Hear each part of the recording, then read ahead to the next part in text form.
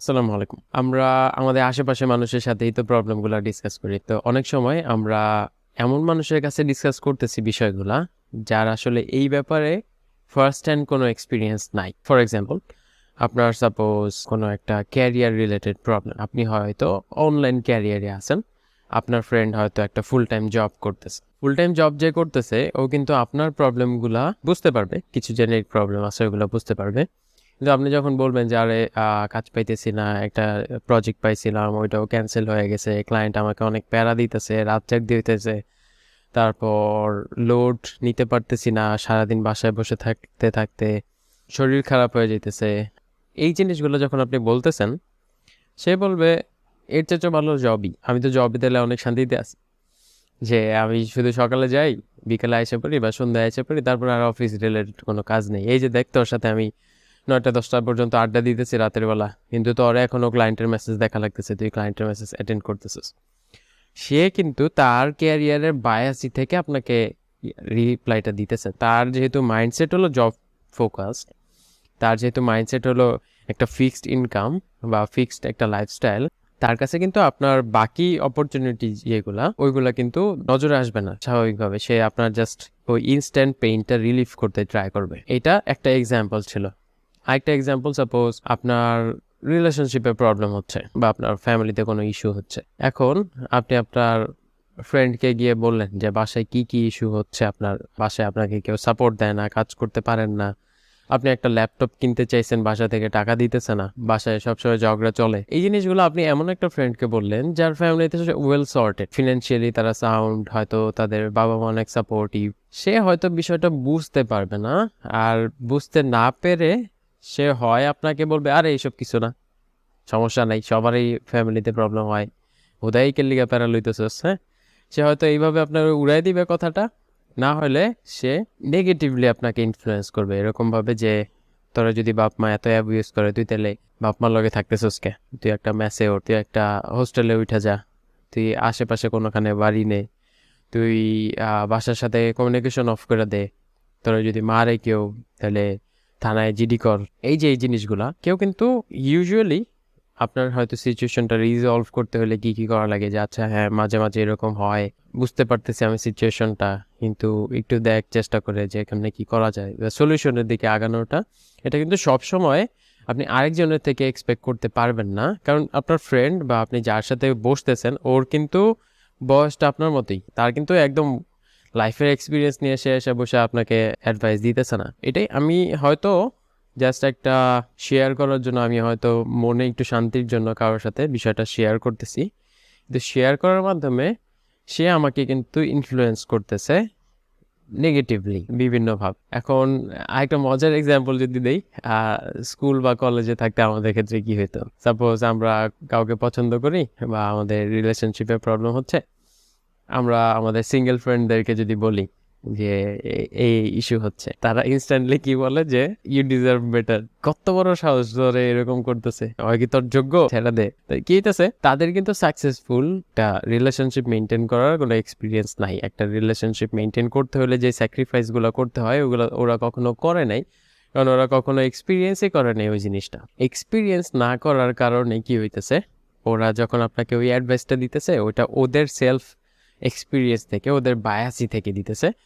ওরা যেহেতু নিজেরা সিঙ্গেল, ওরা চায় না অন্য কেউ রিলেশনশিপে থাকুক। মানুষ অলওয়েজ, হিউম্যান কাইন্ড অলওয়েজ একটা কমিউনিটির মধ্যে থাকে, একটা সেন্স অফ গ্রুপিং এর মধ্যে থাকতে চেষ্টা করে।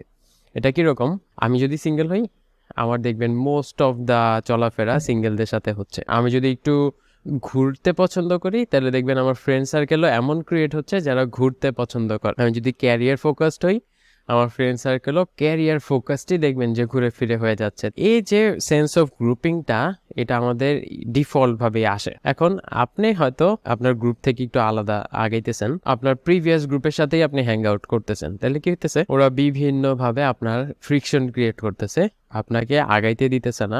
আপনি হয়তো একটা মুভমেন্টে গিয়ে দেখবেন যে আপনি আবার ওদের মতোই হয়ে গেছেন। লাইক অনেক ক্ষেত্রেই দেখা যায় যে ব্রেকআপ হয়েই যায় 2 মাস 3 মাস সাফার করার পর, তারপরে সে রিয়েলাইজ করে যে আসলে তাদের এই সেই আধা ঘন্টা 1 ঘন্টার জানার ইনফরমেশন থেকে সে আমাকে যে সাজেশনটা দিছিল সেটা হয়তো বা আমার লাইফের এত দিনের এক্সপিরিয়েন্সের পর এসে তার ওই আধা ঘন্টা 1 ঘন্টার স্টোরি শোনার পর যে ডিসিশনটা দিছে ওইটা নেওয়া উচিত ছিল না। কারণ আমার কাছে তার থেকে বেশি ডেটা পয়েন্ট আছে যেটার উপর বেস করে আমি আমার ডিসিশনটা নিতে পারবো। এখন হ্যাঁ, অবভিয়াসলি আমরা এক্সপিরিয়েন্সড কারো থেকে সাজেশন নিতেই পারি, তাই না? আমি হয়তো ফিউচারে যতটুক গ্রো করতে চাই বা যে লেভেলে যাইতে চাই ওই লেভেলের কারো কাছ থেকে আমি সাজেশন নিতে পারি যে ভাইয়া আমি এই ডিসিশনটা নিতে চাচ্ছি ফিনান্সিয়ালি, বিজনেস পারপাসে, এডুকেশন পারপাসে, রিলেশনশিপ পারপাসে এই ডিসিশনগুলো নিতে চাচ্ছি, এইটা কি আমার জন্য ওয়াইজ হবে নাকি? আমার জায়গায় আপনি হইলে এই পরিস্থিতিতে কোন দিকটা প্রেফার করতেন? সেটাও কিন্তু আমার একদম লাস্ট কোনো রিজল্ট না, সেটাও আমি জাস্ট একটা ডেটা পয়েন্ট হিসেবেই নিব যে আচ্ছা আমার সিনিয়র আমাকে কি সাজেস্ট করতেছে। কারণ আলটিমেটলি কিন্তু আমার কাছে অনেক অনেক অনেক এক্সপিরিয়েন্স, অনেক অনেক ডেটা পয়েন্ট আছে যেটা ওই সিনিয়রও নিজে এক্সপিরিয়েন্স করে নাই। কারণ আমার লাইফের স্টোরি, আমার লাইফের জার্নি ইউনিক, কেউই এই জার্নিটা ফুললি তার মাইন্ডে নিতে পারবে না। তো এই ক্ষেত্রে আমি সাজেশন নিব, অ্যাডভাইস নিব, তারপর আমি আমার ডেটা পয়েন্টের সাথে ওইগুলো মিলাবো যে আচ্ছা তারা তো এগুলো বললো, আমি এখন নিজে বসে চিন্তা করে দেখি যে বিষয়গুলো কতটুক আমি হ্যান্ডেল করতে পারবো বা কতটুক আমার আয়ত্তের মধ্যে আছে ইমপ্রুভ করার মতো। তখন আমি ওইভাবে ইমপ্রুভ করলাম। ওইটাই আমরা লাইফে যখন যেই ডিসিশনই নেই, আমি যদি ফ্রেন্ডদের সাথে শেয়ার করার মাধ্যমে, বিভিন্ন সময় ডিসকাস করার মাধ্যমে ডিসিশনগুলোতে ইনফ্লুয়েসড হই, তার মানে আমি হয়তো রং প্রসেসে আগিতেছি। কারণ আমার ফ্রেন্ড সার্কেল বা আমার আশেপাশে যারা আমার সাথে হ্যাং আউট করে তারা not that experience to guide me for a future.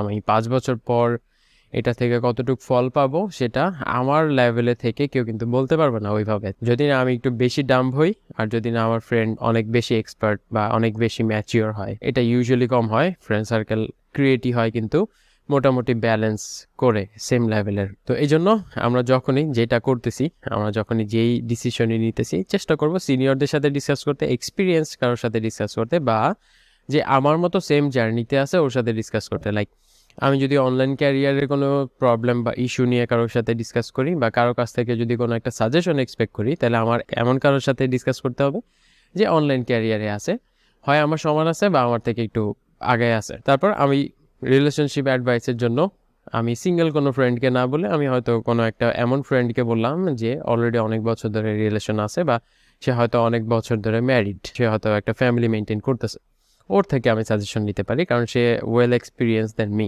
তারপর ফ্যামিলি প্রবলেমের জন্য আমি এমন কারোর কাছ থেকে সাজেশন নিব যে ফ্যামিলিতে দায়িত্ব নেয়, যে ফ্যামিলিটাকে ধরে রাখছে, যে হয়তো ফ্যামিলিতে কন্ট্রিবিউট করতেছে, সে হয়তো ইনকাম করে ফ্যামিলিকে চালাইতেছে, ফ্যামিলি বিজনেস দেখতেছে, সে হয়তো ফ্যামিলি বন্ডিংটা মেনটেন করতে পারতেছে। আমি যদি এমন কারোর কাছে যাই যে নিজেই আলাদা থাকে, যে নিজেই বাড়ি থেকে ডিটাচ থাকে, কোনো রেসপন্সিবিলিটি নেয় না, নেশা করে, তাহলে কিন্তু ওর কাছ থেকে আমি অ্যাকচুয়ালি একটা থটফুল ডিসিশন পাবো না। সে আমাকে প্রভোক করবে অন্য অন্য রকমের কিছু করতে বা কোনো একটা এমন ডিসিশন নিতে যেটাতে আমি পরে হয়তো রিগ্রেট করব। 3টা এক্সাম্পল দিয়ে বললাম, অ্যান্ড এটা আমাদের ক্ষেত্রে অনেক সময় হয় যখন আমরা কোনো কিছু ডিসিশন নিতে চাইতেছি। আমি হয়তো যাদের সাথে হ্যাং আউট করি তাদের সাথেই সব কিছু শেয়ার করি। সব কিছু শেয়ার করা এক জিনিস, শেয়ার করার পর তারা যে আবার একটা ফিডব্যাক দিবে, কারণ মানুষজন শুনে তো আর বসে থাকে না, মানুষজন শুনে একটা অ্যান্সার দেয়, একটা রেসপন্স দেয়, আপনাকে হয়তো সাজেশন দিবে, আপনাকে হয়তো অন্যদিকে প্রভোক করবে, আপনাকে হয়তো কনসোল করবে, আপনাকে হয়তো বাহাবা দিবে, তারা কোনো না কোনো কিছুর তো রেসপন্সে দিবে।